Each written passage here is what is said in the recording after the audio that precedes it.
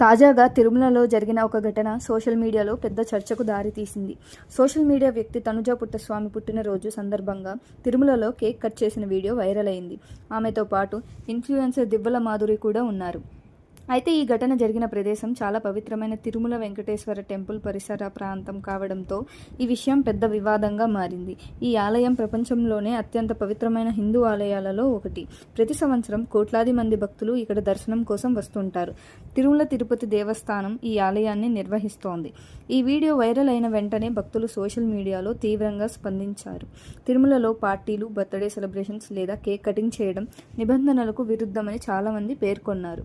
దీంతో టీటీడీ అధికారులు ఈ ఘటనపై విచారణ ప్రారంభించారు. ముఖ్యంగా ఈ కేక్ ఎలా తిరుమల కొండపైకి తీసుకువచ్చారు, ఎవరు అనుమతి ఇచ్చారు అనే అంశాలపై కూడా అధికారులు పరిశీలిస్తున్నారు. ఇక ఈ వివాదంపై సంబంధిత వ్యక్తులు కూడా స్పందిస్తూ తమకు ఎలాంటి తప్పు ఉద్దేశం లేదని చెప్పారు. అయినప్పటికీ ఈ ఘటన సోషల్ మీడియాలో ఇంకా చర్చనీయాంశంగా కొనసాగుతోంది. చాలామంది భక్తులు పవిత్రమైన ప్రదేశాలలో నియమాలను గౌరవించాలి అని అభిప్రాయపడుతున్నారు. మీ అభిప్రాయం ఏమిటి? ఇలాంటి ప్రదేశాలలో సెలబ్రేషన్స్ చేయడం సరైనదేనా? కామెంట్స్లో షేర్ చేసుకోండి.